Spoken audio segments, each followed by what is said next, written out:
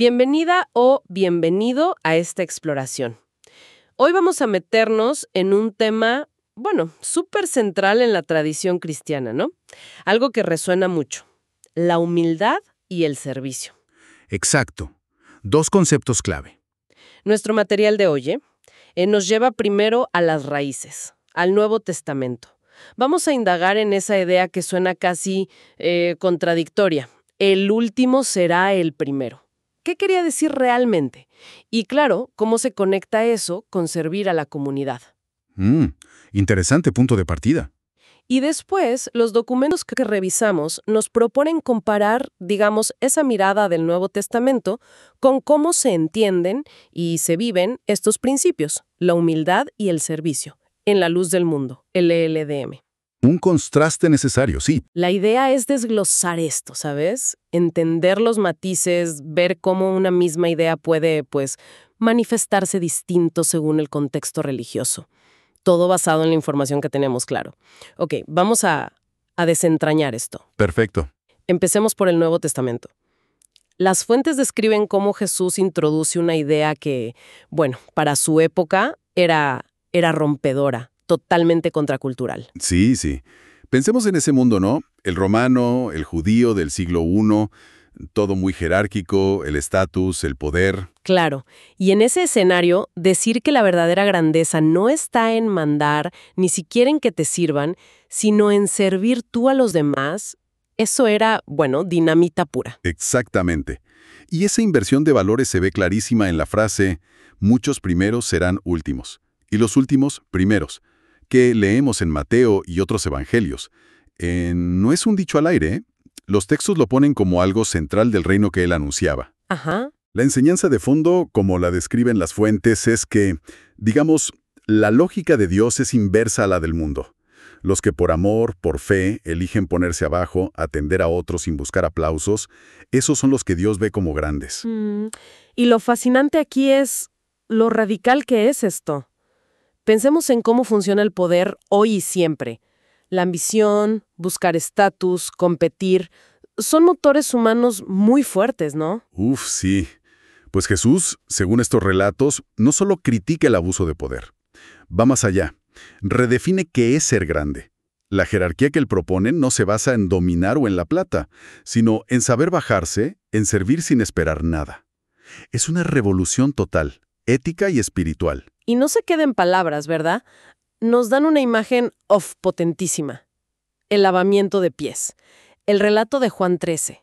Es muy gráfico. Cierto. O sea, imaginemos la escena. La última cena, y Jesús, a quien llaman Señor, Maestro, se levanta, se quita el manto, se ata una toalla y ¡pum!, a lavarles los pies a todos. Que no era cualquier cosa, ¿eh? No, para nada. Las fuentes de la época dicen que era una tarea, de esclavos, de lo más bajo. A veces ni los judíos la hacían. Era íntimo, sí, pero también humillante si tenía cierto estatus. Totalmente. Y la reacción de Pedro, tú a mí, refleja ese shock, esa inversión de roles. Exacto. Pero Jesús insiste. Y lo clave es lo que dice después. Pues si yo, el Señor y el Maestro, he lavado vuestros pies, vosotros también debéis lavaros los pies los unos a los otros. Porque ejemplo os he dado. O sea, no dice sírvanme a mí, dice sírvanse ustedes. Es directo. Ese punto es crucial. Ese acto, como lo pinta Juan, no es solo un símbolo de limpieza o de humildad personal. Si lo conectamos con todo lo que enseñó sobre la comunidad, lo que parece estar fundando es una ética de servicio mutuo. Servicio mutuo. Sí, como la dinámica base para sus seguidores. No una pirámide donde todos sirven al de arriba, sino más bien un círculo, una red donde el cuidado va en todas direcciones. Es un llamado a la solidaridad activa, recíproca. Entiendo. Los documentos sugieren que este modelo desafiaba las estructuras de siempre. El liderazgo no es dominar. Jesús usa una palabra fuerte, enseñorearse, sino diaconía, servicio. El más grande es el que sirve. Claro. Entonces, la perspectiva que sale del Nuevo Testamento, según lo que analizamos, es que el seguidor ideal, incluso el líder, es el que se pone el delantal, digamos. Pone a la comunidad antes que su comodidad o estatus. Siguiendo el ejemplo de Jesús, es un liderazgo que se gana sirviendo, no imponiendo. Y me pregunto, si esto del servicio mutuo era tan clave, ¿qué dicen las fuentes sobre si se intentó vivir así en las primeras comunidades? ¿O era solo una idea bonita? Buena pregunta. Los hechos, las cartas de Pablo, según se leen en los materiales, dan pinceladas de eso. Se habla de compartir lo que tenían, de cuidar viudas, huérfanos, Ah, claro. de diáconos, que literalmente significa servidores, elegidos para tareas prácticas. Ojo, los textos también muestran roces, peleas, divisiones. No era un paraíso. Realista. Pero sí muestran que el servicio mutuo era la meta, el ideal al que aspiraban. Pablo mismo se pone como siervo de las iglesias, siendo apóstol. Es un ideal difícil, sí, pero central en la idea original. Entendido. Esa base del Nuevo Testamento, con su énfasis en la humildad radical y el servicio mutuo, es clave tenerla clara. Ahora, demos el giro. Veamos cómo estos mismos conceptos, humildad y servicio, resuenan o, se reinterpretan en la luz del mundo, siempre según lo que describen los documentos que tenemos. Correcto. La información que analizamos dice que, efectivamente, LLDM pone mucho énfasis en la humildad y el servicio como virtudes cristianas. Se enseña que hay que ser humildes ante Dios y servir en la iglesia. El servicio práctico, digamos. Sí, el servicio en las congregaciones, mantener los templos, salir a evangelizar. Todo eso se valora y se promueve según los textos. Y también se habla mucho de obediencia, ¿no? Sí, la obediencia es otro pilar que aparece mucho en la descripción de sus enseñanzas.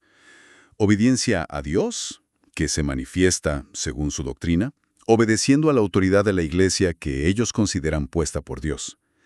Y aquí es donde los documentos marcan una diferencia importante en cómo se aplica lo de servicio. Ajá, aquí es donde las fuentes notan esa distinción clave. Si el Nuevo Testamento apuntaba a un servicio mutuo, ¿cómo se describe el enfoque principal del servicio en el LDM? Según el material que vimos, aunque existe ese servicio general en la comunidad, el énfasis doctrinal y práctico más fuerte recae en la figura del apóstol de Jesucristo. Él es reconocido como el líder máximo de la iglesia en cada tiempo, según su teología. Se le llama prominentemente el siervo de Dios. Y por eso, una parte central del servicio, y sobre todo de la obediencia de los miembros, se dirige hacia él y lo que él indica. ¿Y cómo se justifica eso doctrinalmente? Esa centralidad del apóstol como el receptor principal de ese servicio y obediencia, según los textos.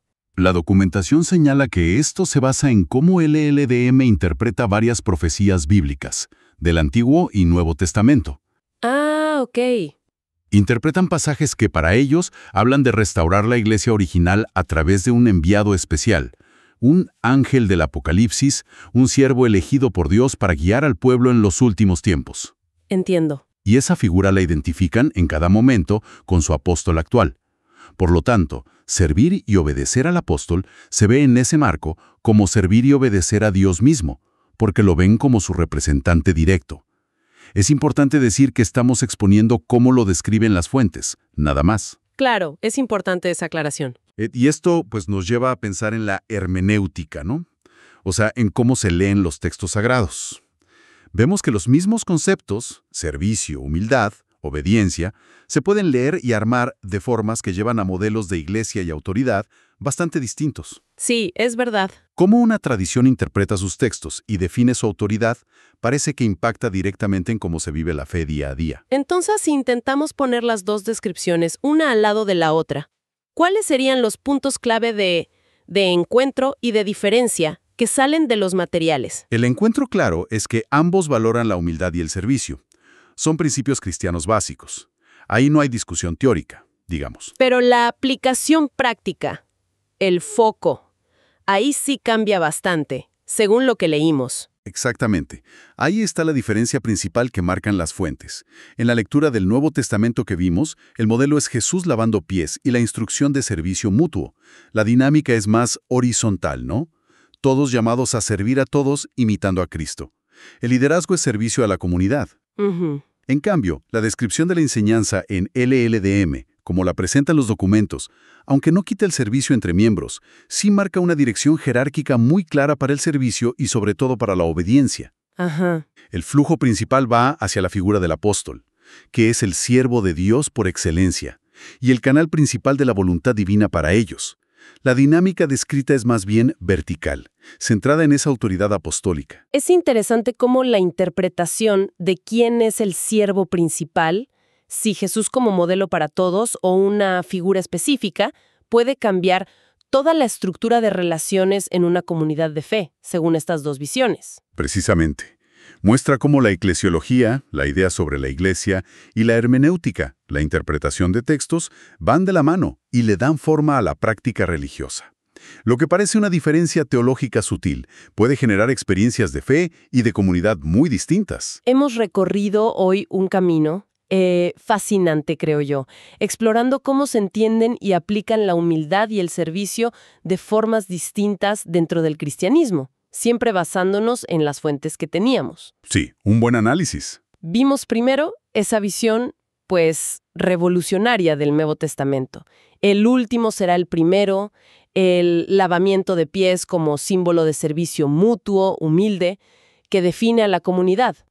Y luego contrastamos con la perspectiva descrita en la documentación sobre la luz del mundo. Ahí, aunque se valora la humildad y el servicio, estos se orientan principalmente hacia la obediencia y el apoyo al apóstol, identificado como el siervo de Dios clave en su estructura. Quizás una reflexión final que podríamos dejar ahí, picando, es sobre esa tensión que existe en muchas religiones, ¿no? Entre los principios originales, a menudo radicales, como el servicio mutuo, y cómo esos principios se van institucionalizando, se viven en estructuras de autoridad concretas con el tiempo. Claro, la tensión entre el ideal y la realidad organizada. Exacto. ¿Cómo juega el carisma original con la estructura necesaria? ¿Cómo las distintas formas de organizar la autoridad pueden moldear, reforzar o incluso reinterpretar esos mandatos éticos fundamentales? Los materiales de hoy nos dan un caso de estudio muy concreto de esas dinámicas complejas.